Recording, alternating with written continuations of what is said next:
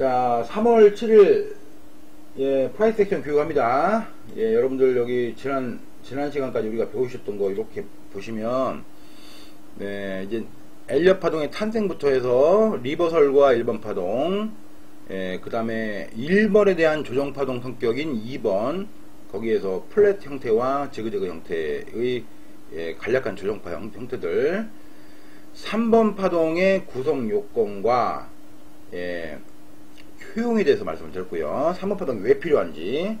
근데 현재 최근에 뭐 우리가 3번 파동을 뭐 만난 적이 별로 없어요. 매수 쪽에서. 그러다 보니까 3번 파동으로 기대했던 놈들이 전부 다 쪼그라들고 결국은 A, B, C에 C가 돼버리고 예, 그런 좀 아픔을 현재 겪고 있습니다. 하지만 그래도 공부해서 준비한다면 상이 좋아지고 또는 이 종목이 아니더라도 다른 종목에서라도 예, 충분히 써먹을 수 있는 그 내용들이니까 이런 때일수록 우리가 또 공부를 더 하셔야 돼요. 그래서 3번 파동의 구성 요건과 효용에 대해서 공부하셨고요. 그리고 예, 아까 우리가 속았던 3번이냐 웨이브 C냐의 차이와 구별점, 그 구별하는 방법들. 예, 그래서 1번 파동 크기의 161.8% 이상을 확실하게 넘기고 예, 지지하는 경우가 일반적으로 3번 파동의 구성 요건을 갖춘 경우가 많다는 얘기를 했었고요. 4번 파동은 3번 파동의 어떤 강력한 충격파 상승에 대한 조정장의 성격이다. 그래서 2번 파동과 4번 파동은 모양이 서로 약간씩은 달라야 된다. 반드시란 말은 쓰진 않을게요. 왜냐하면 큰 그림상으로, 큰 파동상으로는, 즉 우리가 산맥과 산과 뭐 조그만 봉우리와 나무 이렇게 뭐 그냥 우리끼리 이름을 붙여본다면 아주 큰 산맥에서는 그런 게 확실하게 있어요. 예, 2번 파동과 4번 파동이 완벽하게 다른데 뭔가 이제 뭐 그 프랙탈 구조 안에 첫 번째 파동을 만드는 1, 2, 3, 4, 5 첫 번째 그 안에 있는 뭐 2번과 4번은 뭐 흡사한 경우도 많이 있어요. 그래서 그건 반드시란 말을 쓰지는 않겠습니다. 그리고 어제 우리가 조정파동의 다양한 4번 파동의 사례들을 몇 가지를 짚어봤었어요. 오늘은 이제 순서대로 마지막 5번 파동을 해야 될 장면인데, 어제 이제 여러 그 부채도사님도 그렇고 저기 재종님도 그렇고 3번 파동에 대해서 조금 한 번만 더 짚어달라는 말씀 하셔가지고 3번 파동을 지금 그림이 조금 잘못된 게 있더라고. 저도 좀 자세히 저기 보다 보니까 여긴가? 그림이 조금 헷갈리게 잘못되다기는 헷갈리게 한 게 있었어요. 예, 이렇게 보시면 3번 파동의 매지먼트를 할 때 여기 here. 예, 그러니까 일반적인 흐름은 1번 파동 크기의 몇 프로를 가느냐. 예, 여기 보시면 웨이브 3 이꼬르 웨이브 3는 1.618 곱하기 웨이브 1이죠. 그럼 웨이브 1이라는 건 어디에요? 바닥부터 1번 파동의 고점. 그게 웨이브 1입니다. 1. 근데 이 그림을 제가 여기 이걸 옛날에 수정할 때 잘못 했나봐요. 그래가지고 그림을 나중에 좀 뭐 필요하면 바꾸고. 그래서 1번 파동의, 자, 1번 파동의라는 의미는 어떤 의미예요? 예를 들면,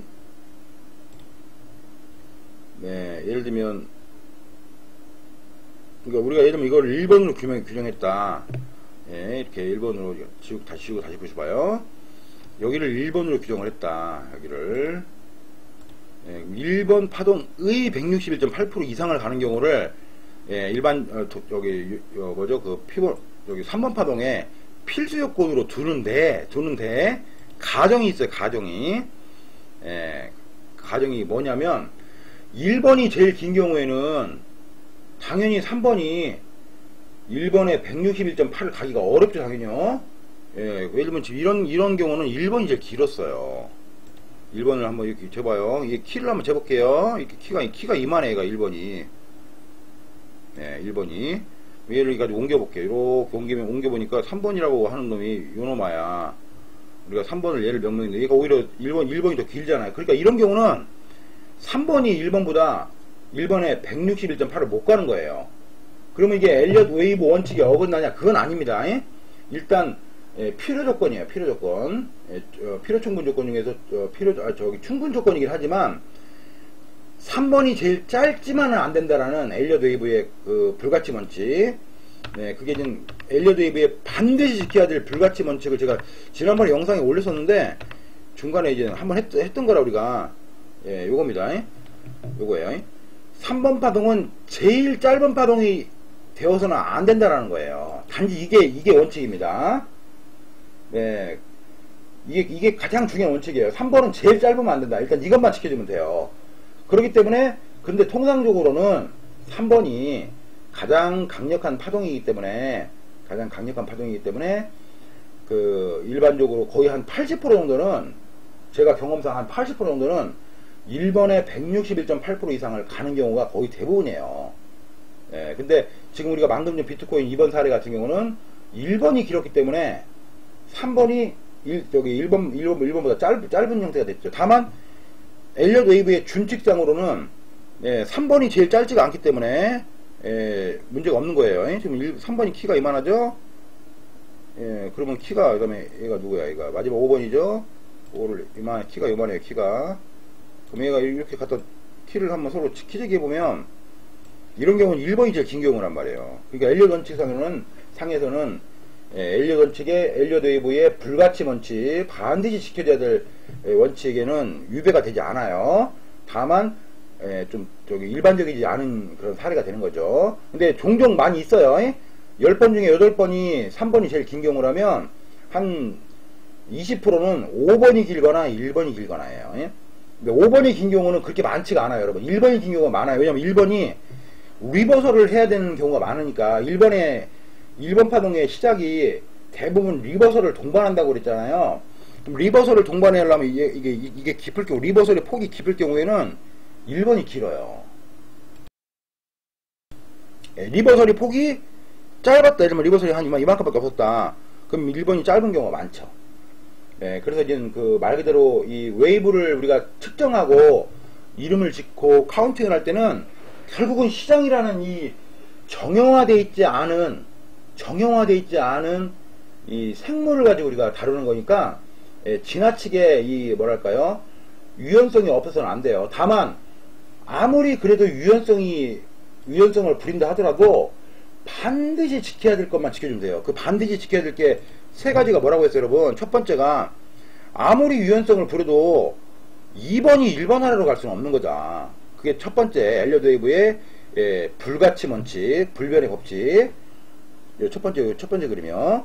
아무리 뭐라고 해도, 예, 그 2번이 1번의 아래를 갈 수 없는 거는 너무나 당연한 거고, 그 다음에 엘리엇 파동이라는 이 패턴을 공부하는 데 있어서 3번이 제일 짧은 건 이건 아니다. 이건 엘리엇 파동의 창시자가 절대 안 된다라고 원칙을 잡아놓은 거예요. 예? 그리고 그런 경우는 대부분 A, B, C인 경우가 많다는 얘기고, 예? 그리고 세 번째 불변 원칙이 4번과 1번이 대가리가 맞닿으면 안 된다. 예외 조항을 줬는데 그 예외는 무시하자고 했어요, 제가요. 예? 왜냐하면 현대 엘리엇 웨이브에서 4번이 1번 대가리까지 건드리는 경우 나오면 추세가 굉장히 약한 놈이라, 예, 그거 충격파로 보기 어렵다. 예, 그렇게 제가 말씀드렸어요. 예? 그 세 가지의 그 원칙인 거야. 결국은 세 가지 원칙. 예, 그렇게 이제 우리가 생각해보면 아까 3번 파동에 대해서 그 부채도사님하고 몇 번이 질문하신 그거를 보충을 해드리는 거예요. 예? 그래서 1번 파동 시작점과 고점 크기의 확장 161.8% 이상을 가는 경우가 거의 대부분이다. 하지만 161.8%를 못 가는 경우도 있는데 그 경우에는 1번이 큰 경우다. 1번이. 그러면 1번이 크더라도 3번이 제일 짧지만 않으면, 근데 대체적으로 3번이 지금 딱 여러분 기억이 이번에 비트코인 키 보세요. 예? 적정해요. 1번, 3번, 5번이.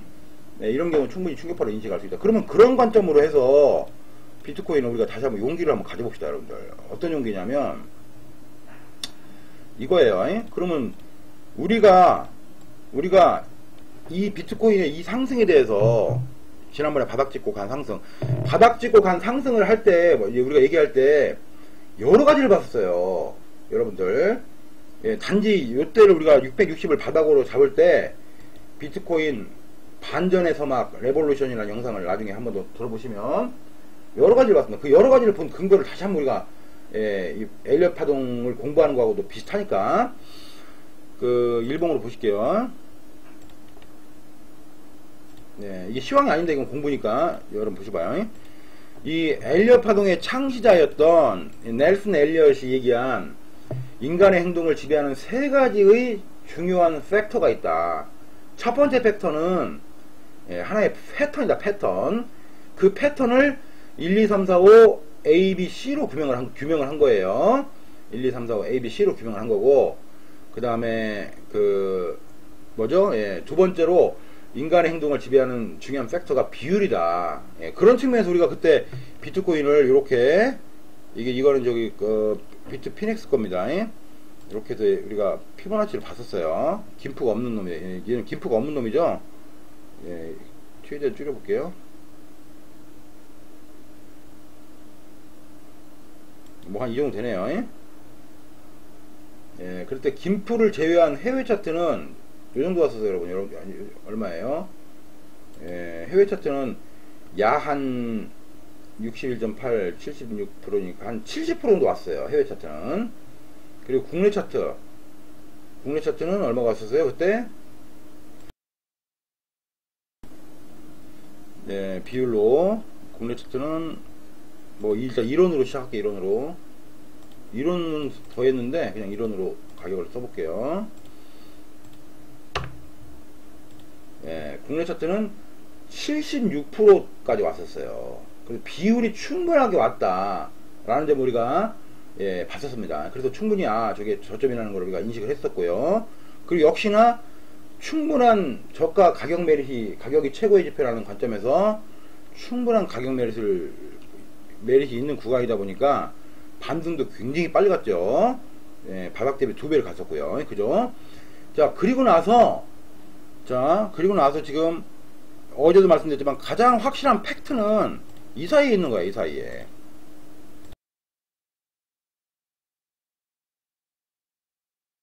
가장 확실한 팩트는 이 사이에 있다. 그래서 우리가 이 팩트를 가지고 이렇게 거래를 그동안 했던 거예요.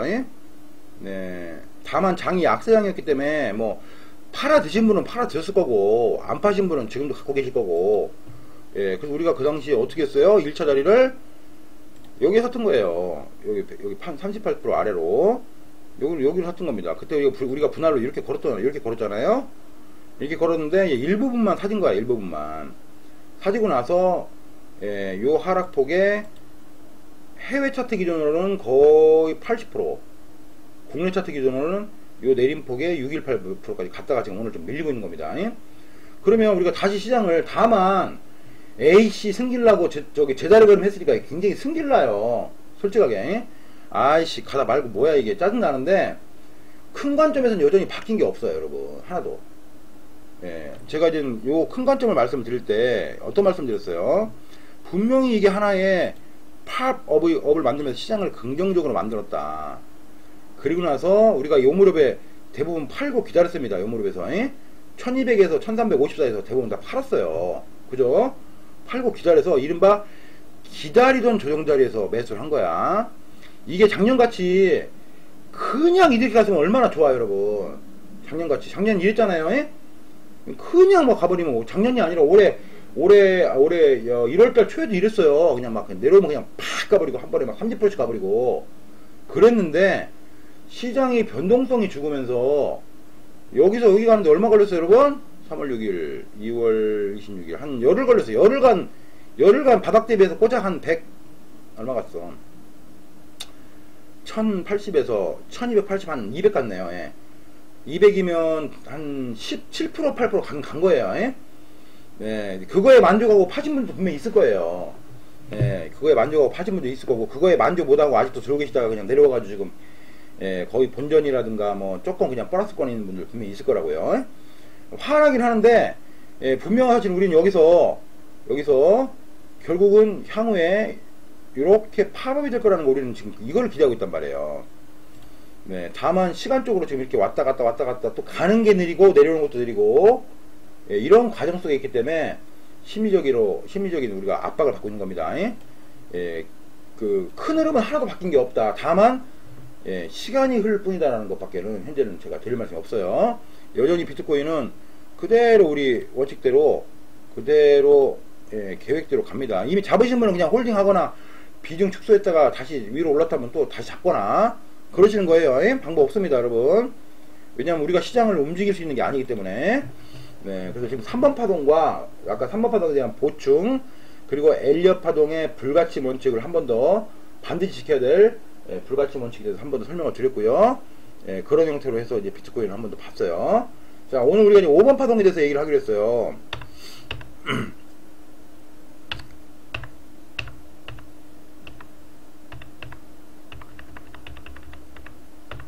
자, 5번 파동은 우리가 1번이 하나의 상승의 시작점, 1번 파동, 그 다음에 2번이 1번에 대한 조정, 그 다음에 3번은 충격파로 대부분 간다, 크게.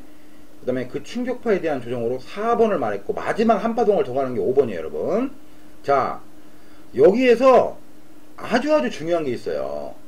예, 왜냐하면 이 5번 파동을 우리가 왜 알아야 되냐면, 여러분들은 지금은 이제 매수거래만 하는 공부를 하고 계시잖아요. 매수거래만.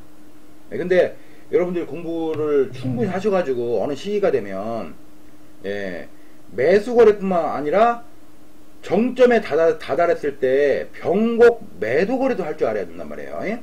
변곡 매도거래도. 선물시장은 매수와 매도라는 양방향 거래가 가능한 시장이에요. 그러니까 더 어려워요.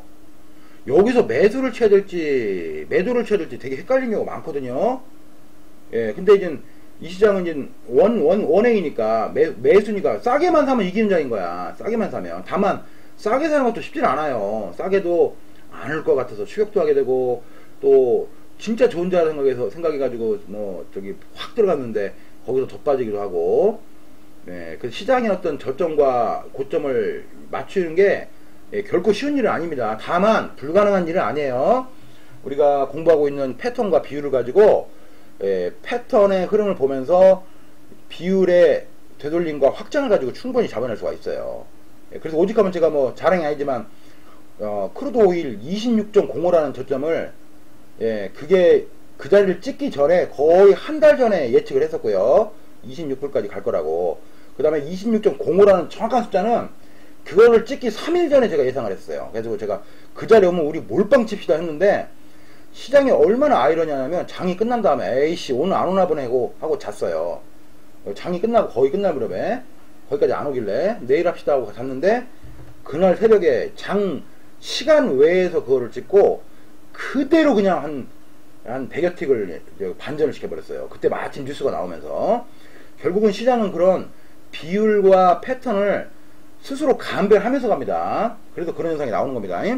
자, 어쨌든 5번 파동에 대해서 지금 말씀을 드리는데, 왜 제가 그 5번 파동의 중요한 원칙을 첫 번째로 말씀드리냐면, 파동의 균등의 법칙이 있습니다, 여러분. 파동의 균등의 법칙. 여기 보시면, 예, 5번 파동의 특징 해가지고, 통상적으로 파동은 굉장한 균형점을 이뤄서, 일반적으로는 1번 파동 크기만큼, 예, 거의 1대1 이런 경우가 많다는 거예요. 뭐 예를 들면 첫 번째 그림이 이게 균등의 법칙을 약간 소개한 그림입니다. 예? 통상적으로 그 1번 파동 키만큼 4번에서 5번까지 키를 재보면 거의 대동소이한 경우가 많다. 그게 바로 파동의 균등의 법칙이다. 왜냐하면 지나치게 1번이, 물론 이제 1번이 긴 경우에는 1번이 길고 3번이 짧고, 아까 우리 비트코인처럼 5번이 그런 경우는 5번이 당연히 더 짧죠. 5번 파동이 연장되는 경우는 그렇게 많지가 않아요. 5번 파동이 연장되는 경우가 있다 하더라도 통상적으로 1번 파동 크기의 확장 127%, 138% 수준에서 거의 끝납니다. 5번이요. 네, 그래서 이제 그런 부분들을 우리가 잘 염두에 두셔야 되고요. 그리고 5번이 짧은 경우도 있어. 아까 우리 비트코인 보실까요? 이때죠. 이때는 우리가 5번이 짧다고 말씀드렸죠. 짧은 사례라고 말씀드렸어요. 그럼 아까 우리가 키를 쟀었는데, 예, 키를 다 제가 아까 지워가지고 다시 한번 키를 재볼게요. 일반적으로는 키가 1번 파동하고 거의 흡사하다, 5번이. 근데 이번 경우에는 5번이 굉장히 컸어요, 5번이. 그래서 3번보다 5번이 더 컸어요. 1번이 죄송합니다. 1번이 더 컸고 5번이 굉장히 짧았습니다. 길이가 이만밖에 안 돼요. 얘를 우리가 키를 한번 이렇게 재보자고. 네, 이렇게 재가지고 한번 피보나치 한번 그려보실게요. 아이고, 보실게요. 이렇게 피보나치 그리니까 요 키만큼만 그리는 거예요. 키만큼만. 예, 이렇게 재보면 약 한 618 정도 잘 왔죠. 지금 이론서에 나와 있는 내용처럼 5번이 대부분의 균등의 법칙을 이루는데 5번이 짧은 경우는 1번 파동 크기에 약 한 618 온다라는 우리가 저기 문장이 있었죠. 예, 이런 식이라는 거죠. 대부분이요. 예, 그래서 이렇게 이론적으로도 맥센스가 된다. 이렇게 보시고요. 대체적으로는 1번 파동 크기만큼 가는 경우가 많다. 그런 사례를 찾으려면 또 오래 걸리는데 하여튼 보다 보면 많이 있어요. 한번 볼까요? 혹시 있나?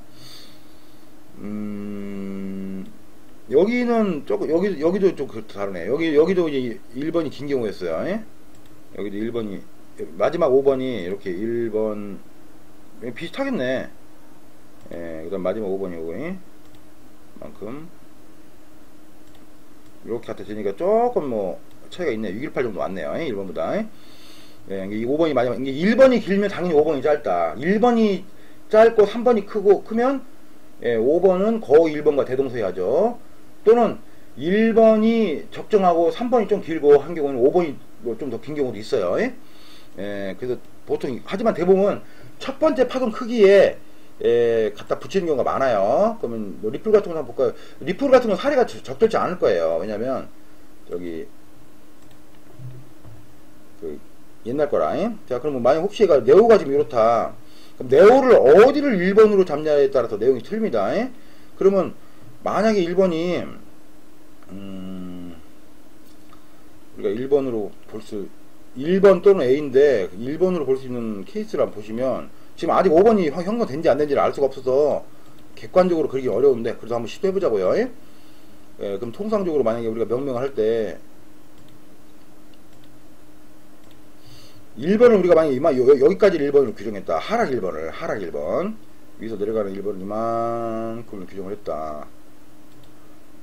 그리고 이제 뭐가 어쨌든 돼가지고 마지막 5번이란 건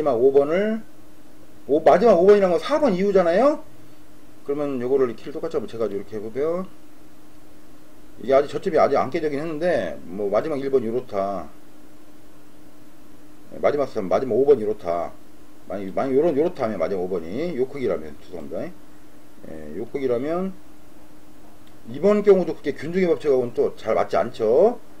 딱딱 맞아떨어진 경우가 있어요. 파동이란 게 뭐 항상 똑같지가 않기 때문에 명확하게 말씀드리기 어렵지만 그런 경우가 많이 있다는 얘기예요.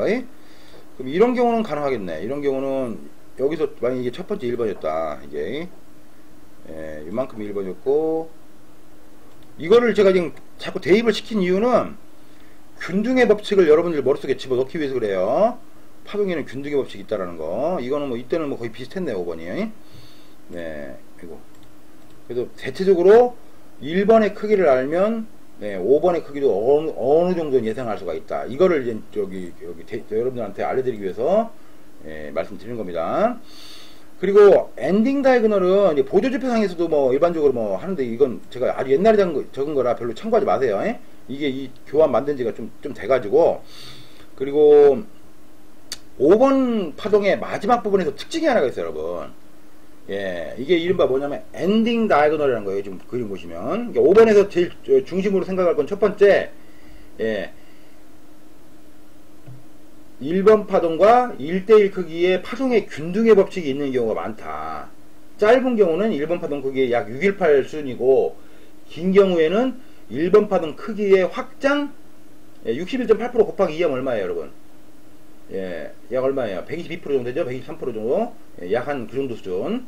그러니까 1번 파동의 618이거나 618에 곱하기 이 정도 수준에서 끝나는 경우가 많다는 게 파동의 균등의 법칙이고, 그리고 특징이 하나가 있습니다.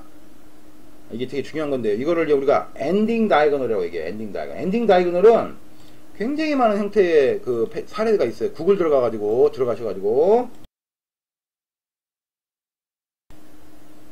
여기서 구글 들어가서 엔딩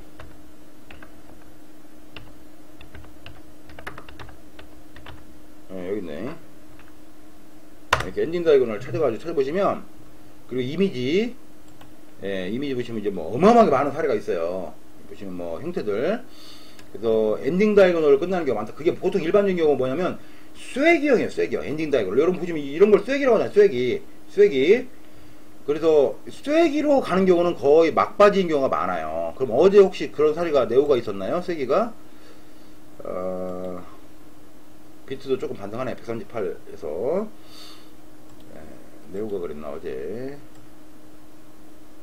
예, 맞네요. 예. 맞나요? 쐐기가 아니었죠. 네오는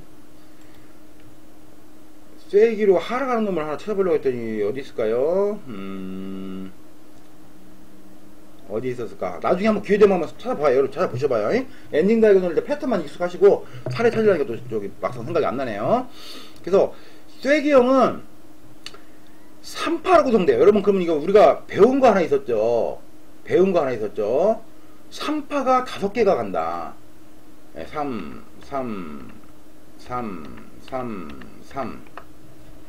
이게 우리가 뭐에서 배웠어요? 1번 파동의 리딩 다이고널에서 배웠어요.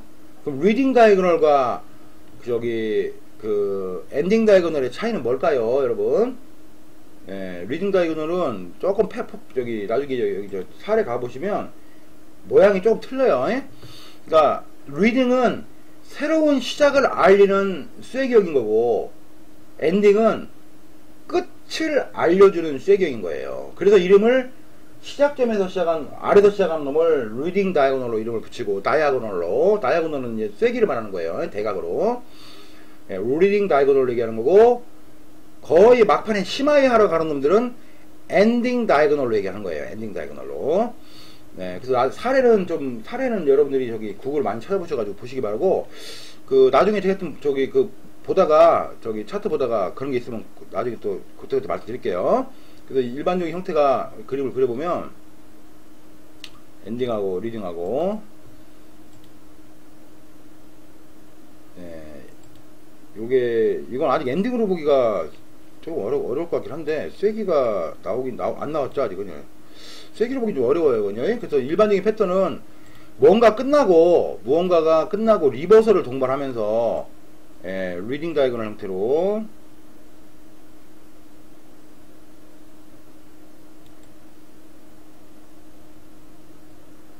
이런 형태가 보통 리딩 다이고널이에요 여러분. 그러니까 바닥에서 위로 올라갈 때 그러면서 이렇게 확장을 시켜요.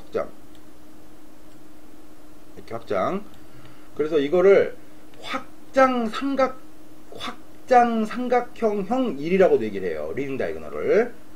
추세선을 확장하면서 하락으로 뭐가 이렇게 내려오던 놈이 위로 이제 틀면서 이걸 범위를 넓혀놔요. 그러고 나서 ABC 이후에 큰 충격파를 쓰는 형태의 모습인 거죠.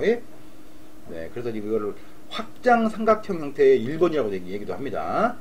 그거에 비해서 엔딩은 막판을 이제 심하게 하러 가는 거라 이거 적절치 않은데, 이 사례가 적절치 않은데, 이런 식으로 해가지고, 요즘 뭐가 이제 크게 뭐가 내려왔고, 4번이 이렇게 만들어진 후에, 마지막 5번을 내려온다. 그러면 이제 얘가, 처음에 이렇게, 또 이렇게, 이런 식으로, 이렇게 하면서 범위를 축소해. 그럼 아까하고 지금 저기 리딩하고 다른 게 뭐예요? 얘는 축소죠. 수축이죠. 그죠? 범위가 쐐기로 축소되고 수축되는 모양이죠. 그죠? 그래서 얘는 뭐예요? 엔딩인 거예요.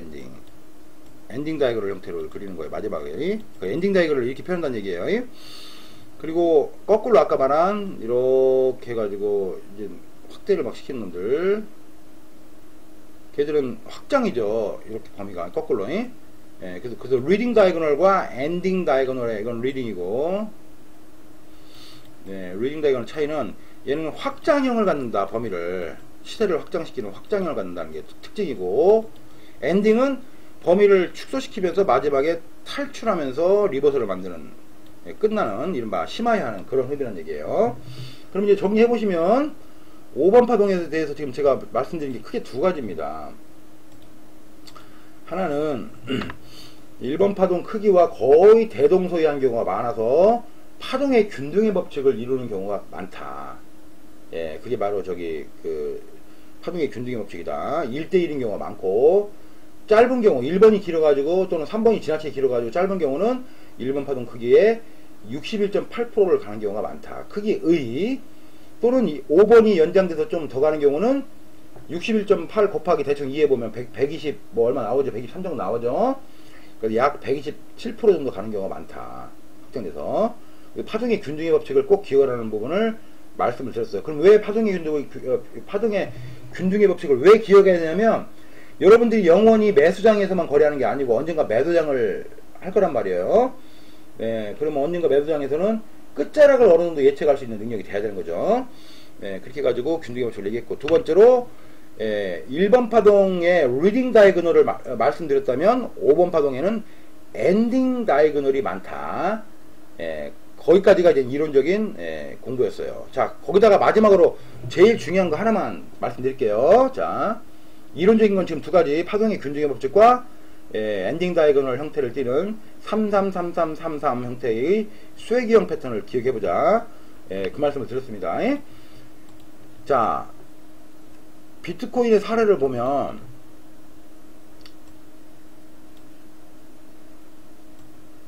여기서 좀 지시가 된 것 같네요.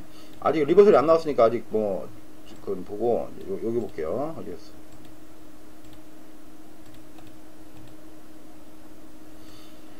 자, 아주 중요합니다. 잘 보세요. 1번을 가지고 1번 파동 크기의 몇 프로를 가니 1번 파동 크기의 161.8% 이상 갈 거니, 우리가 그걸 가지고 여기 충격파 3번을 예상한다고 말씀드렸어요.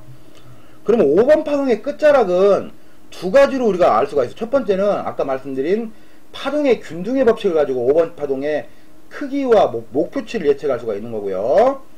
우리는 이제 그런 야매로는 잘 안 하잖아요. 그럼 야매로 하려면 뭐 대충 삼각형 그려가지고 뭐 이건 야매잖아요. 야매인데 비교적 정확한 야매야. 하지만 우리는 비율을 잘 쓰는 기술자들이니까 그럼 비율을 써보자. 첫째, 그러면 3번 파동 크기의 몇 프로 같니? 아유, 쏘리. 피보나치로 확장. 3번이라고 얘기할 수 있는 놈이 지금 어디서 어디에요? 여기가 보이죠? 여기서 여기 아니에요? 그럼 여기에 몇 프로 같니?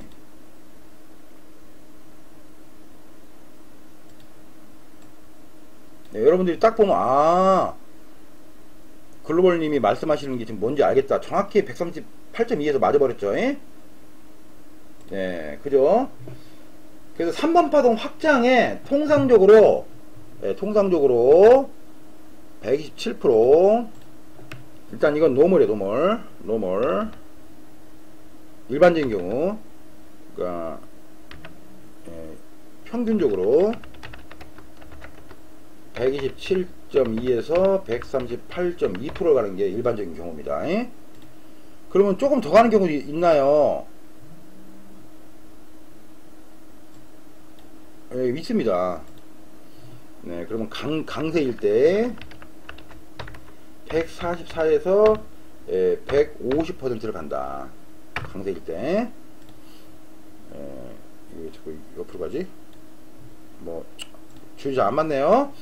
그 다음에 매우 강세 베리베리 스트롱일 때, 이때 161.8에서 176.4%를 가는 경우도 있다. 자, 그러면 이게 이제 우리 업빛 같은 경우 피보나치가 저기 138.2밖에 안 나와가지고 그런데 좀 아쉬운데, 그러면 얘가 어느 영역에서 저항을 받는지를 보면 돼요. 끝자락에 왔냐 안 왔냐.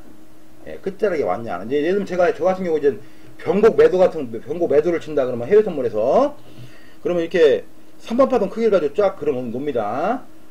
가지고 여기서 저항을 받냐 안 받냐, 그러면서 리버설이 나오냐 안 나오냐를 확인하는 거예요. 138에서 쳐맞고 리버설이 나와버렸네. 그러면 이제 보통 저는 더 작은 거로 보죠. 그럼 보면 쳐맞다가 138.2에 쳐맞다가 여기서부터 마지막 올렸던 패턴과 올리고 조정 주고 올리고 조정 주고 올렸던 요 패턴을 훼손했네. 오케이, 매저먼트 합니다. 바로 뭘로? 피보나치로. 피보나치 매저먼트 해서 제조 매저먼트라는 게 된다는 얘기죠. 예, 측량해요. 측량해서 이렇게 요 놈만 측량하는 거야. 요것도 5분대로 보면 어마어마하게 커요. 예? 일반적으로 50% 정도 들어오는 경우가 많아요. 이번에는 50% 안 왔네요. 이때는 40%밖에 안 왔네. 그럼 50% 위로 이제 예를 들면 해외 선물 한다면 여기 매도 하나 딱 집어넣죠. 손절 여기 잡고, 예, 그렇게 해서 전저점이 뚫려서 138.2%든 뭐 161.8은 가져가는 거예요, 여러분들. 예, 그런 거를 우리가 여기서 예측할 수 있는 거예요. 지금 제가 드릴 말씀의 취지 아시겠죠? 예, 무슨 얘기냐면 결론적으로 3번 5번 파동의 끝자락을 우리가 예측할 때, 끝자락을 예측한다는 얘기는 들고 있는 매물을 청산할 수 있는 청산 시점을 얘기하는 거고요. 네, 그 다음에 변곡 거래를 하기 위한 사전 준비일 수도 있고요. 여러가지 효용이 크잖아요. 5번 파동에서 그 5번 파동의 끝자락을, 시세의 끝을 안다는 건 얼마나 중요한 거예요, 여러분들. 예, 이 시세가 어디서 멈출지 안다는 거는 어마어마하게 중요한 겁니다. 왜냐면 거기서 할 수 있는 일들이 굉장히 많기 때문에. 예, 그 말씀을 드렸고요. 그러면 그렇다고 하는데 글로벌님, 그럼 이번에 비트코인을 글로벌님이 1700만원 1800만원 예상하시는데 그 근거는 뭐예요? 예, 이런 말씀을 또 물어볼 수 있잖아요. 우리가 계속 말씀드렸지만 이게 끝날 놈이었으면 이렇게 가지를 않았다. 이게 끝날 놈이었으면 이렇게 갈 수가 없다. 네, 이게 끝날 놈이 아니고 여기서 언젠가는 어디선가는 이렇게 왔다 갈지 여기서 갈지는 몰라요. 여러분, 그건 시장의 컨디션이에요. 예, 시장이 결정하는 거라 우리가 결정할 수 있는 사안이 하나도 없습니다. 우리가 여기서 아무리 10억 원을 갖다 박어놓은들 그 10억 원 가지고 시장이 움직이지도 않아요. 우리 회원님들 몇백 분이 우리 뭐 다 같이 1000만 원씩 박자 해서 뭐 20억 박았다 그런다고 움직이지 않습니다. 예? 예, 지난번에 뭔 종목인가 막 한참 빠질 때 누가 뭐 어디 아프리카 TV에 누가 뭐 20억인가 15억인가 얼마 갖다가 놓고 매수했다면서요. 저는 그때 제가 뭐라고 했어요. 참 만용을 부린다고 얘기했죠. 그 돈 가지고 되질 않는데 왜 거기다가 그런 데문에 돈을 바치냐고. 예, 시장은 마켓 메이커들이 움직여야 돼요. 마켓 메이커들이 아직 때가 안 됐다고 생각하니까 아직 안 움직이는 거예요. 때가 되면 어이씨 그만 좀 갔으면 좋겠네 할 정도로 갈 거라고 저는 믿습니다. 예, 그래서 결론적으로 얘가 이런 식이 됐든 뭐가 됐든 이렇게 결국 많이 올라간다면 우리는 확장값을 알잖아요. 확장값을 그려봐요, 여러분들. 피보나치로 이 확장가 전고점을 돌파했을 경우 확장가, 네, 확장값을 알기 때문에 분명히 갈 수 있는 자리가 어디냐. 만약에 127 평균적인 값밖에 못 가서 127밖에 못 간다. 만약에 127이면 여기 아니에요. 1600 정도 꽉 차가지고 138까지 간다면 1700인 거예요, 여러분들. 이 기다림의 시간이 참 저도 고통스럽고 힘들고 또 여러분을 모시고 가는 입장에서 저 참 답답합니다. 하지만 이 먼 거리를 우리가 생각한다면, 예, 단기적으로는 뭐 하여튼 조금 팔았다 샀다 하면서, 예, 비중률을 넣었다 뺐다 하시면서 운용매매를 좀 할 수 있는 분들은 그렇게 하고 있을 거라고 저는 믿습니다. 그냥 잡고 가시는 분들은 원래부터 그렇게 그 마음을 잡수신 거니까 그냥 잡고 가셔야 되고요. 예, 단타로 접근하는 분은 원래부터 단타로 접근하시는 거니까 또 그분은 그거 나름대로 가시는 거고요. 작은 리버설 나오면 들어가시고 그런 겁니다. 해외로 보시더라도 결론적으로 해외로 보시더라도, 예, 해외 요거죠. 예, 소리 요거죠. 그럼 해외로 보시더라도, 예, 이렇게 하도 김프가 많은 거를 좌우하니까 짜증나요. 예, 해외로 보시더라도 만약에 해외로 보더라도 얘가 달러 베이스로 127%밖에 못 갔다. 이번에 올라갔던 여기 2월 21일인가 이거에 윗단으로 약해가 아주 약해서 그렇다손 치더라도 1370 여러분 127%만 가더라도 13,370불 곱하기 1000 뭐 대충 한 80원 잡다. 그렇다손 치더라도 1400 아마 그때 되면 김프 분명히 한 5% 이상은 붙을 거야. 그럼 1500이야. 아무나 못 가도. 예, 그런 희망을 가지고 우리는 이 시장에 접근하자고, 여러분들. 그런 희망과 계획을 가지고. 예, 참 고통스러운 시기지만 잘 견디길 바라고요. 예, 이렇게 해서 이제 5번 파동에 대해서 예, 마지막 1분 정리. 5번 파동에 대해서는 5번 파동은 1번 파동과 거의 비슷한 크기로 움직이는 이른바 파동의 균등의 법칙을 따른다. 이건 필수 요건은 아닙니다. 예, 대체적으로 그렇다. 짧을 때는 618이고 길 때는 확장해서 127, 138 가는 경우가 많다. 5번 파동의 끝자락에서는 엔딩 다이거널 형태의 쐐기형이 나온다. 그 엔딩 다이거널 형태가 끝나면 밑으로 빠진다. 쉬운 얘기로. 네, 그렇습니다. 그거 그리고 제가 마지막으로 들었던 게 3번 파동의 크기를 가지고 5번 파동의 끝자락을 알 수가 있다. 일반적으로. 그래가지고 아까 뭔 얘기를 했어요? 3번 파동 가지고 끝자락 3번을 예를 들면 우리가 여기로 규정했다. 만약에 3번을 3번을 여기 here 이렇게 확장해 보니까 정확히 138.2에서 쳐 맞았잖아요. 이렇게 이제 비율 가지고 우리는 어떤 그 목표치를 예상할 수가 있다. 그래서 평균적으로는 127에서 138 정도 간다. 스트롱 할 때는 144, 150%, 베리베리 스트롱 161.8, 176.4%까지 가는 경우도 있다. 이렇게 하면서 마무리하면서 5번 파동에 대한 강의를 마칩니다.